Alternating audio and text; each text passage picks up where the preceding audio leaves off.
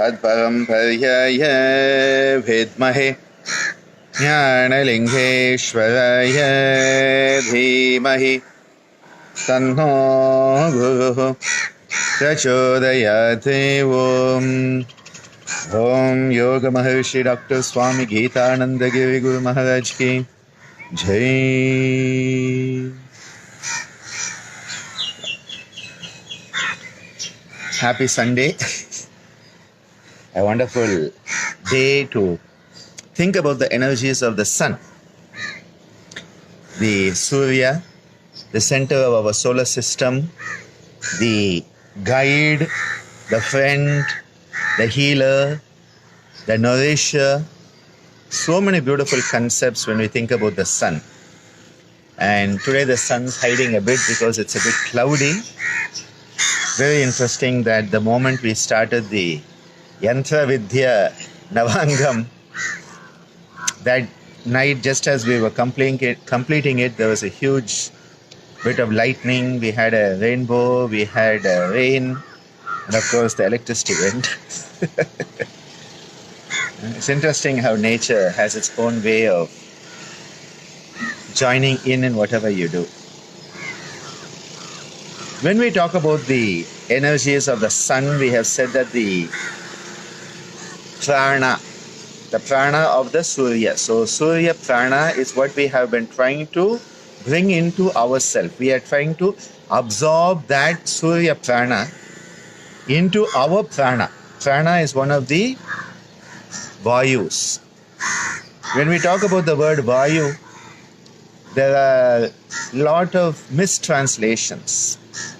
And one of the statements I am finding myself making a lot nowadays is we need to revisit our translations of many terms in yoga because these translations were made by people who were language experts, not subject experts.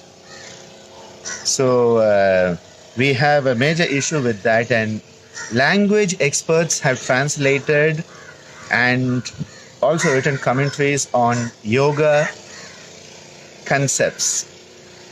Okay, so I think if I were to give a medical textbook for translation to just a language expert, I think there would be a lot of errors of translation and a lot would be lost in translation. So you find often people talking about Vayu as wind and air. And so when they talk about Prana Vayu, they say these are the major airs. There's such a literal translation. The word Vayu implies a flow. So the actual translation of Vayu would have been a flow of energy. And that flow is metaphorically likened to the wind flowing. So just as the wind flows, the Vayu in us is flowing. It is an energy flow that is the Vayu, not wind. And because of that, you have people talking about, if people don't understand the language concepts, you find many good yoga people making statements in English like, as we do this practice, the wind in the toes will increase. Wind in the toes. You can think of wind in the nose, not wind in the toes. Okay? And actually the problem is because they have heard that Vayu is translated as wind. So they are talking of one of the prana Vayus called Vyana, and the Vyana Vayu is going throughout the body. Vyana Sarva Shariragaha. Throughout the body, the Vyana is traveling. And they want to actually say the Vyana movement in your toes, in your peripheries, is increasing with this practice. So I think we need to really reframe many of these terms, because even words like manas, words like karma, words like dharma, it is actually very difficult, and you need actually often a phrase or even a full sentence to give the feel of what is being said in Sanskrit. Hence, there is another pattern of thinking coming up these days. Let us use the actual Sanskrit term itself rather than trying to translate it. Because when you translate it, an example I will give you is of Nataraja Asana, the dancing Shiva posture. Nataraja. Raja means the king. And I know Giriraj will be very happy because he loves Chidambaram. And Chidambaram is the shrine, the sthala, the location where Lord Shiva is said to have danced his Ananda Tandava. That Ananda Nadamaduva Thillai. Thillai is the classical name for Chidambaram. What is Chidambaram? Chit Ambara. Ambara means to be clothed. Chit is consciousness. That place where you are clothed only in consciousness, you are not clothed by anything else, which means you have transcended all the gross level of existence.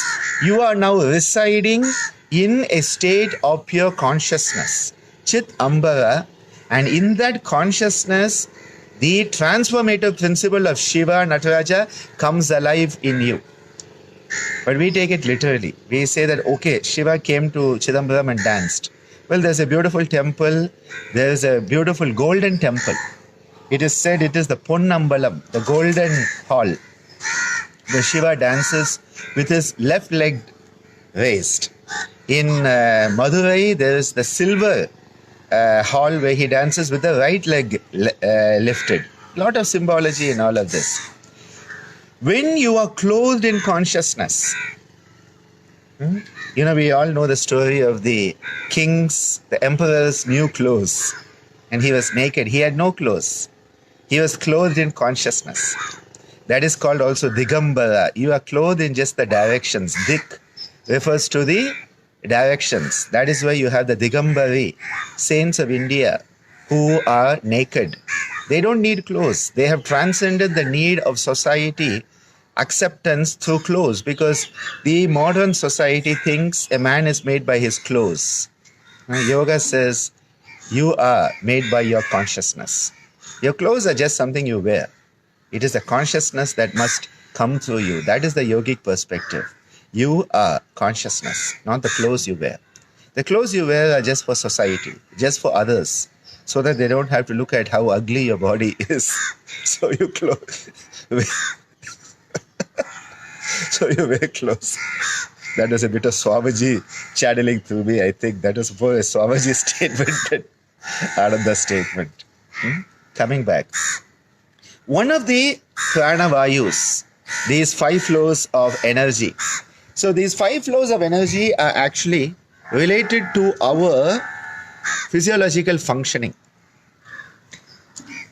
And the prana, which is in the heart, it is based in the heart. It doesn't mean it's only located in the heart. Hridi prana. Prana is in the heart region. It means that is where it is centered. That is the headquarters of prana. You have companies that are spread around the globe. They have branches every place. But then they may have a headquarters in Montreal, or headquarters in Sydney, or headquarters in Melbourne, or headquarters in Delhi. So the headquarters of prana, the heart is the headquarter of prana. If you think about it that way, you'll start to, these concepts will come alive in you. Otherwise, people just say prana is in the heart region. Okay, fine, yes, but that doesn't mean it's limited to the heart region. The headquarters of prana.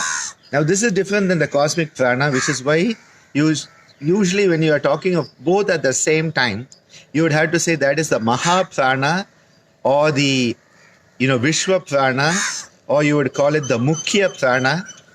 And this becomes then the prana, which is of the individual. So when we talk about prana as a prana vayu, as a flow of energy giving rise to physiological functioning, it is more individualized. Okay? The prana that is here, the Shiva Samhita tells us of these 5 energies.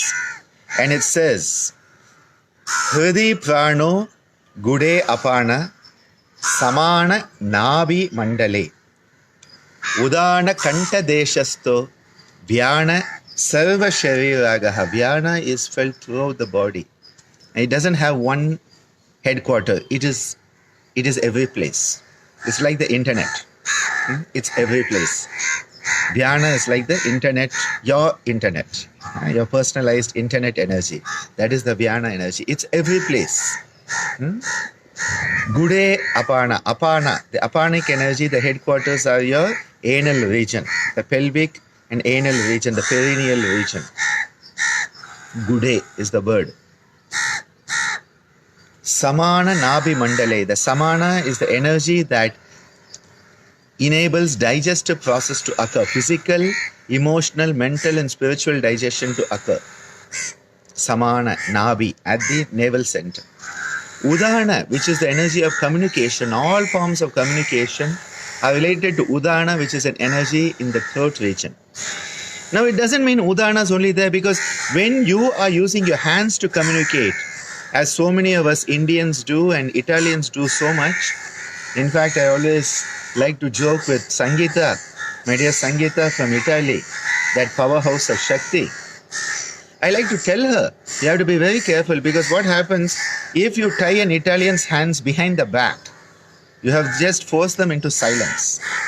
They cannot say anything because Italians need the hands to communicate. It's beautiful. That's why I love Italy.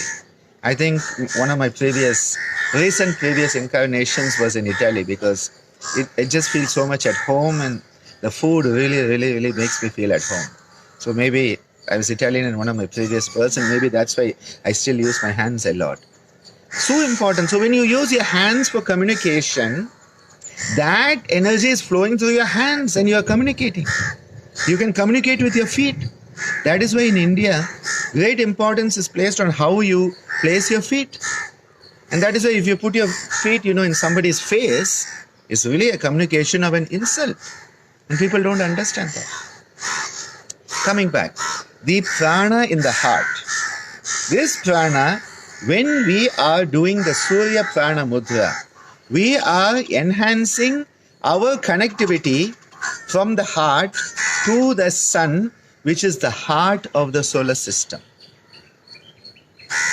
And let that sink in while I have a sip. What does that term heart mean? It means the center, the heart of the matter. The heart is the center of existence. And this is why when we use the word Hridaya in Sanskrit, and you hear about Patanjali talking of Hridaye, Chitta Sambit and things like that, for me, he may not be actually talking of the physical heart. And that is why I like to say that for the human being, our existence is centered on the hypothalamus.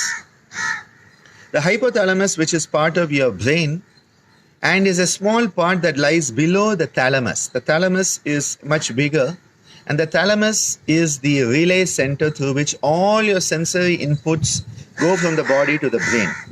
And that is why the thalamus is very important for proper sensory perception. Just below the thalamus, you have the hypothalamus. Hypo means below. Hypothalamus. And the hypothalamus is, to me, the center of our existence. Beautiful, Gargi. The heart of the fruit is where the seeds reside. So true, so true. Because the seed is where the potential resides. The potential of what can be. And interestingly, in that connotation, the heart region is where you have the karma indriya, which is related to reproduction. The anahata is related to the karma indriya of upastha, which is the reproductive sense, the sense of reproduction. So there is a lot of connection. As I have been saying in the yantra lessons, everything is so interconnected that the more you start to understand the interconnectedness, the more things make sense to you. And it is so important that things make sense to you, because then you have a sense of my life is understandable, the universe is understandable. And this is a key component of what is called a sense of coherence, which is a heart, again, heart of cellulogenesis, which is all the factors that enable us to be healthy. Health, which is swasth. Swasth is a beautiful term because it means you are established in yourself. You are established in your own center, in your own heartfulness. So the hypothalamus for me is the heart, because everything that happens, your endocrine system, your immune system, your autonomic nervous system, whether you feel hungry or not, whether you feel thirsty or not, so many, your temperature regulation, the whole homeostatic mechanism, the hypothalamus plays such an important role that for me, the hypothalamus may be the part that is the center of our existence in the sense of functionality. So coming back, the sun is the heart of the solar system. It is the center of the solar system. And that is why when we talk of the sun and the Navagraha, the 9 celestial influences, we start with the sun. Namah Suryaya Somaya Mangalaya Budaya Cha Guru Shukra Shani Payacha Raghave Ketave Namaha. It starts with Namah Suryaya. And that is why the Indian tradition, the first day of the week is Sunday. It is the Western approach which had Monday as the first day. You start with the moon. And the Indian culture starts with the sun. And that is why actually Sunday is the first day of the week. If you think of it from that point of view, you start with the solar energy, not the lunar energy. So already we have started on the back foot on Mondays. No wonder Mondays are such a slow start for most people. It should have been Sunday, should have been the starting day. But because we have that concept, there were the 6 days and God rested on the 7th, and so Sunday became the Sabbath, which became the sun. So that concept brought that. The Indian thought, and that is why when I calculate my cycling, and yes, I'm back cycling, not too much, but a little bit, adding a few kilometers. Today I went my 12 kilometers this morning. So, getting back into the groove of it. At one point I was doing 22, 23, 24 kilometers. I think 24 was my highest at one point. And in 1 week I remember clocking 125 kilometers. That was like testing what is your limit, Ananda. Nowadays, if I get around 40, 50 per week, I'm quite happy. Last 2 weeks I've been 40 plus. This week I'm hoping to reach 60 this week. So let's hope for that. But what I have seen is that when you are calculating, and that is why I'm calculating my cycling kilometers from Sunday to Saturday, not from Monday. That's one way I try to do it, because you cannot change the society structure externally. So if your job says Sunday is off and Monday is the day you start work, you have to do it. So I'm not saying go against it. But just understand that it starts with Sunday. So when we do the Surya Prana Mudra, what we are doing is we are connecting heart to heart. As I said yesterday, the heart to heart connection with the sun. You're having a beautiful, heartful kind of a conversation with the sun. Isn't that beautiful? That you and the sun can sit down for a nice discussion over a cup of whatever. That is the communication that the Indian culture had. And that is why the Vedic tradition has the concept of Surya Namaskara.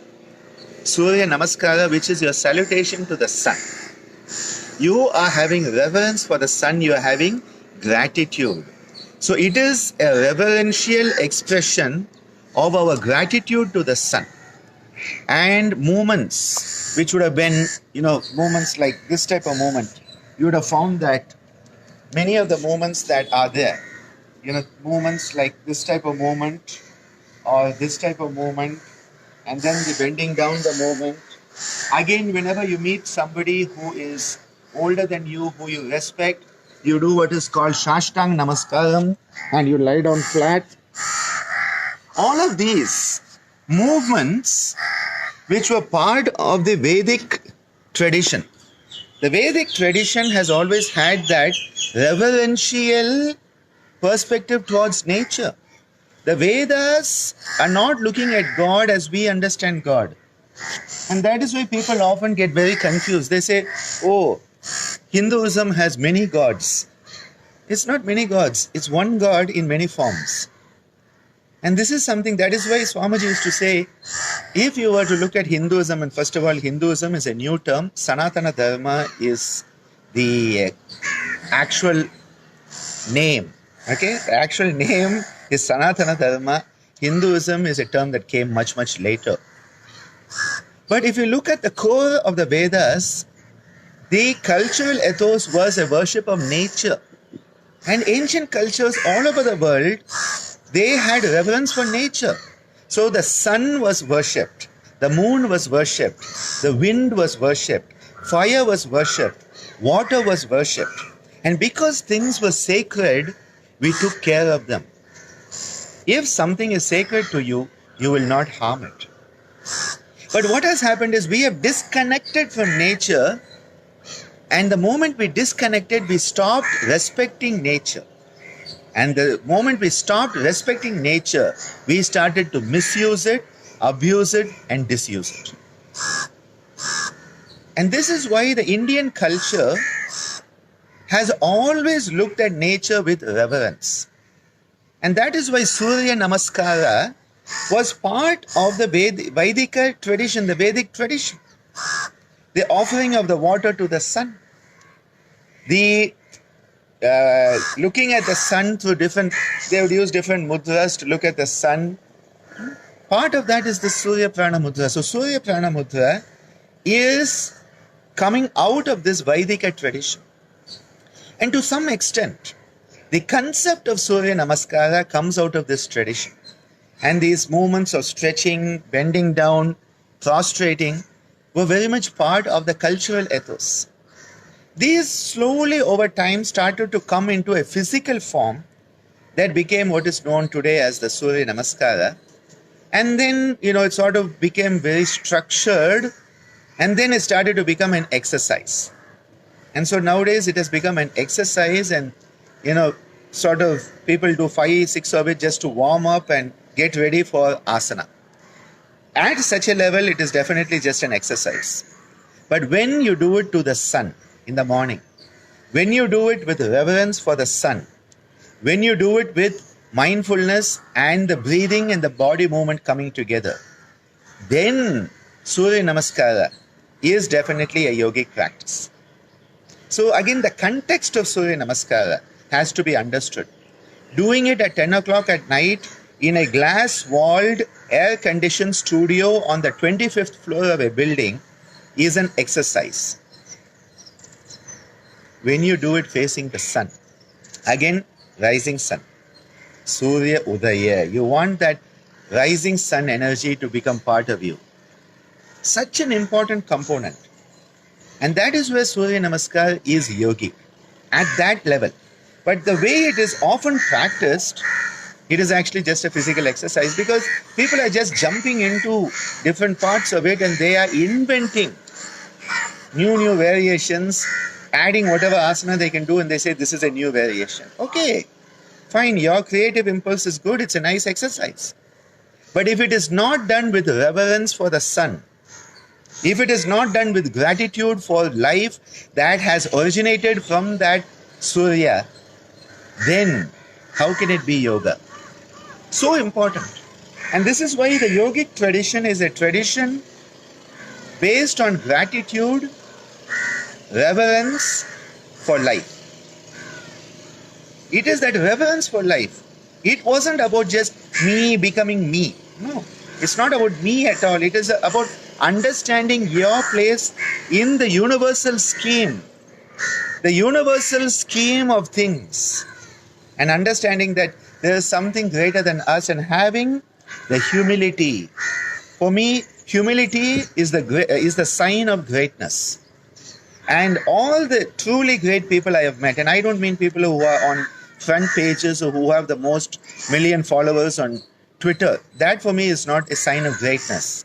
Having thousands of followers is not a sign of greatness. Having huge institutions is not a sign of greatness.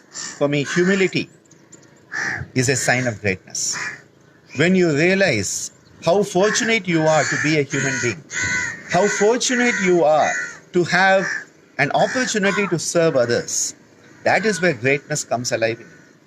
So the Surya Prana Mudra is a mudra that can also be brought in with other practices that work on the solar energy like the Surya Namaskara. And I'm very, very clear here. The context of Surya Namaskara I am talking about is very different than the normal way Surya Namaskara is practiced. And hence, many people who are in tradition of yoga say Surya Namaskara is not part of yoga. And I understand where they are coming from.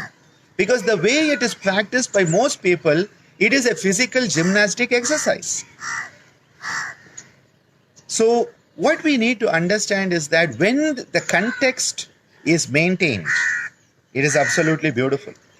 It is like a dolphin out in the wide ocean and a dolphin in a 3x3 glass tank. Very, very different. Very, very different. Such an important concept that we need to understand. That if that context is taken out,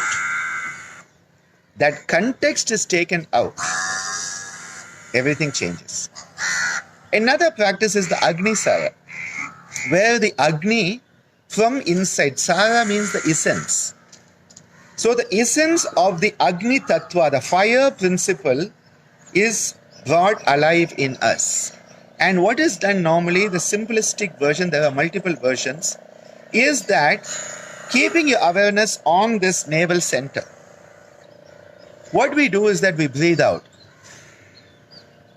And then after you have breathed out, now for breathing out more completely, I like to say that a Mukha Bastrika is useful, or a breathing out through the mouth, in order to expel as much of the air as you can. There's always going to be residual volume in your lungs. So we say empty your lungs, you cannot really empty it. What you mean is that, sort of have that sense of letting go of whatever is in there. So what we do is like a, and then with the breath held out,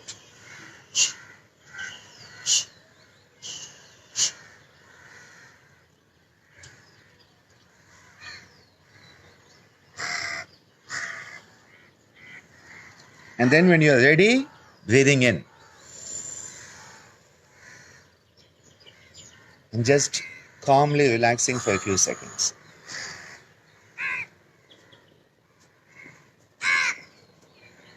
The key elements to remember here when you are starting the practice of what is called Agnisara. And as I said, Agnisara is a multi-dimensional practice. The first part of it, where you want to first understand, is you have to breathe out completely with the breath held out, Shunyaka phase. Some people call it Bahya Kumbhaka.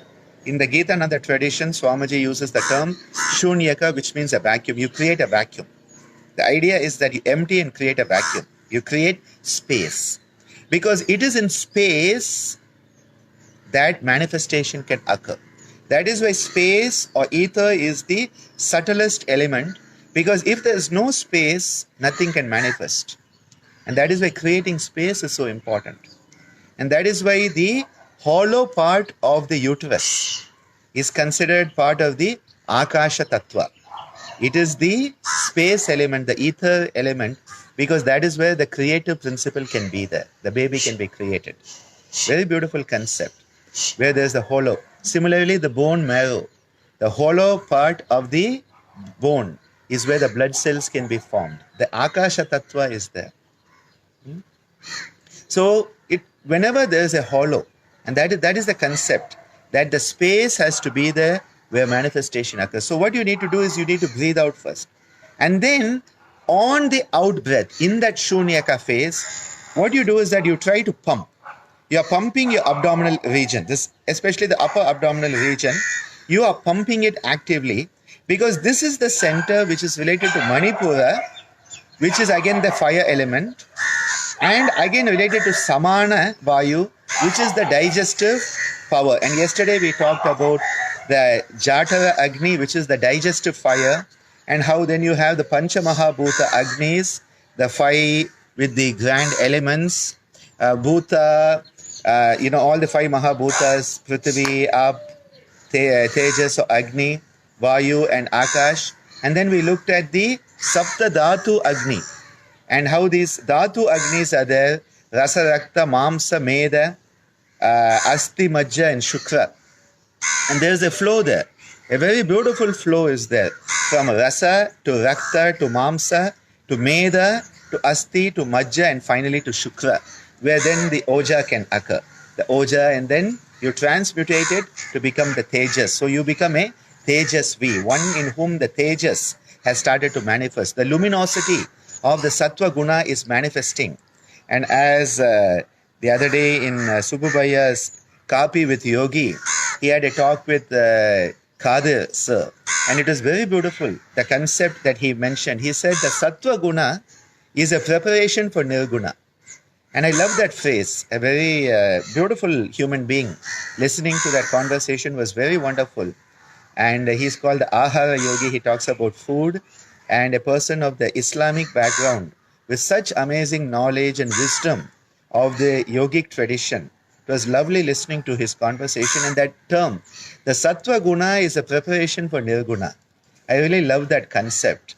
And again, how the body turnover of 7 years at the physical, 2 more years for the subtle, giving us that 9, the yantric magic number 9 cycle. That is our turnover happening, both physically and psychically. So coming back, let's do a bit of this. So placing your hands here so that when you place your hand here, what you are doing is that you are creating a sense of mind. This is anchoring the mind because the hands are connected to the heart center. So the moment you place your hand someplace, the mind can anchor there much better. Okay? So let's try it out. Taking in a deep breath, lasting out, and then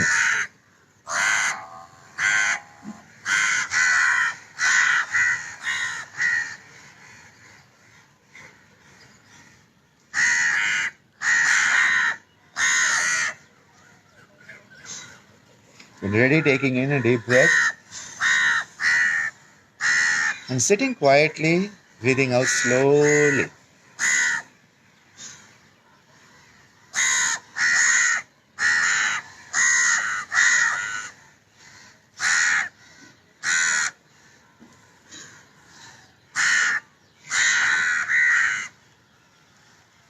The Agnisara is a very beautiful practice because what it does is it enables us to start to experience. It is an opportunity. When you do the Agnisara, it is an opportunity for us to open up our consciousness. All the yoga practices are windows that open up our consciousness to facets of the universe. So never let people tell you that this is just good for diabetes, that is good for hypertension. That is like saying you are good because you have a paycheck. Agnisara, yes, Gargi. Sara, S-A-R-A, means the essence. And Agni, fire. The essence of fire. You are starting to experience what is the essence of fire. Very beautiful concept. It is not, you don't want to know what fire is. That's information, that's knowledge. A fire, blah, blah, blah, and it burns in air, and if there's no air, fire cannot burn, and blah, blah, blah, blah. All that nonsense that we think is knowledge. What is important here is the experience. That is why yoga is an experiential science. Experiential. And who is the subject matter? You.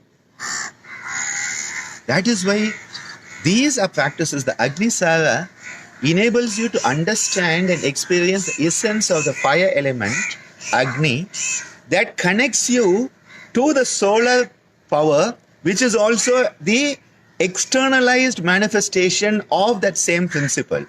So the internal fire and the external fire, you are starting to have a beautiful connection. And at that point, that element becomes part and parcel of you. And you start to glow. You glow with that luminosity. That is called Tejas. And the one who has that is called Tejasvi. The one who has that amazing light from this connectivity. Yes, from Gurlin, are we performing Jalandhar Bandha? you have been watching me intently there. I usually don't perform a Jalandhar Bandha, but I like to keep a little bit of a lock, not a full Bandha here. You could do it. And it's a very good question, because I would say that to some extent I'm doing a modified Jalandhar Bandha, and there's also a modified Moola Bandha. Now this is the next level of Agnisara, and she's already got me talking about that. See, Agnisara, the first part is the pumping. But now when you're pumping, there are going to be pressure volume changes happening. And if you are not careful, those pressure changes may go down into the pelvis. Huh? So true, Bernadette. Sri Bala, such a divine human being. Huh? And I loved his laugh. Such a dedicated one. The Pranava Yogi is how I think of him.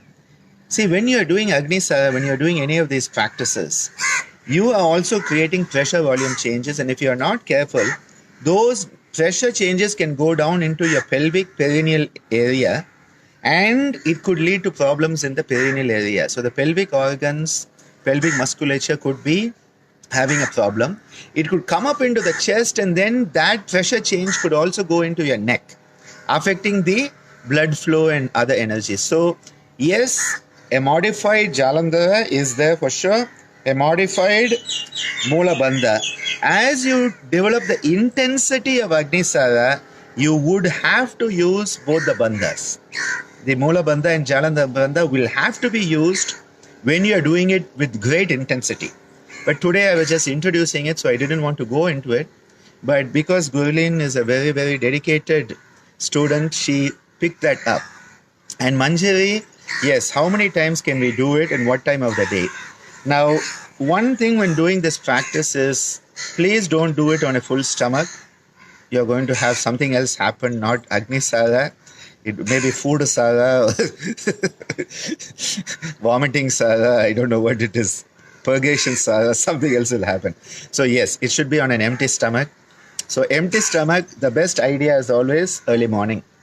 Because in the morning, if you do it, again, your stomach is empty. So, you're not going to. And again, if you have emptied your bowels, always what I suggest is in the morning, empty your bowels. Things are much less clogged up. And then you have a chance to do this. But if everything is clogged up, you have eaten, or even a couple of hours after you have eaten, stuff is still in your intestine and the lower colon. So, you could harm yourself. I don't want to say that, but you could harm yourself. So I would say Agnisara, I would say definitely in the morning, empty stomach, and especially after sort of clearing out the bowels is a good idea. And yes, Gargi, the swallowing is also useful, because the problem here with the swallowing, the held out breath, normally the swallowing is more effective for the inhalation. So after you breathe in, the Aprakasha Mudra has more effect. When you breathe out, it can be used. Jalandhara Bandha may have a bit more effect at that point. So I would say that it is also useful, yes, the swallowing action, which is the Aprakasha Mudra, which is like a minor version of Jalandhara Bandha, can be also used. But the main thing is we don't want the pressure, we want the pressure changes to be happening here, not getting dissipated up or down. So in order to prevent the dissipation up, Jalandhara, to prevent the dissipation down, Moola, and so you are doing it. So yes, I would go along with that. And again, yesterday I was asked a question by a dedicated practitioner on Surya Prana Mudra and Agnisara. So I would say that maybe do the Surya Prana Mudra first, because what you are doing is you are connecting to the external sun, let that connection come in, and then you do the Agnisara, so that what you are doing is now that externalized energy is becoming internalized, so that the sun can come alive in you. And coming back to Manjari's question, how many times, I think initially when you are learning it and just starting off, maybe 10 strokes at the most, or keep it 9 if you want, the yantric 9. But don't overdo it. initially there's an enthusiasm, and we should be careful that we don't overdo. A couple of strokes, and also again you're doing it on a held out breath. So the duration will depend on how long you can hold the breath out, which will depend on all the other practices you are doing. And then again, I would suggest once a day in the morning, and maybe 3 rounds. So you would breathe out and do it, relax for a few seconds, let everything harmonize, then again do it, breathe, take a deep breath at the end and relax, because it is when you are relaxing that the effect actually happens. With most yoga practices, the benefits come when you have done the practice and are relaxing, often not actually during the practice. That's another topic. So 3 rounds of it, and then a good sense of relaxation. So a small sadhana here would be doing if you wanted to add the if you want to do the Surya mantras, that would be a good way. Om Mitraya Ravaye Namaha, that, then the Surya Prana Mudra. So you have a meditative start, and then you come into this. Yes, Gargi, Nauli has some similarities, but in Nauli, the more emphasis is actually on taking the musculature inward. And again, the concept here, it is more about just the pumping action. So here there's a specific thing that you're trying to work with it. But yes, one of the variations of Nauli. Now often people think of Nauli, just as the right and left, and then the rotating of the rectus abdominis, these muscles. But yes, the pumping part of Nauli, which we do in the Gitananda tradition as a preparation for the Oli Mudras, that is similar to Agnisara. Yes, I do go with it. It is similar. And after these type of practices, please make sure that you relax a bit, because you have really heated yourself up. You have sort of activated the system. So it is important to cool down a bit, relax a bit, and let the benefits seep through. So I think that's enough for today. Today is a Sunday, and so I wanted to talk about the sun a bit, and I wanted you to understand that it's not just the external sun, the internal sun. And when that internal sun, we connect with it, I think a sunny disposition, an ability to smile a bit more, be a bit more happy, and spread the joy, I think that becomes more our nature. So have a wonderful day.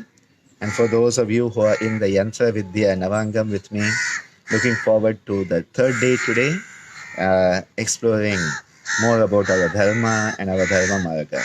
So see you all later. Thank you so much for being with me.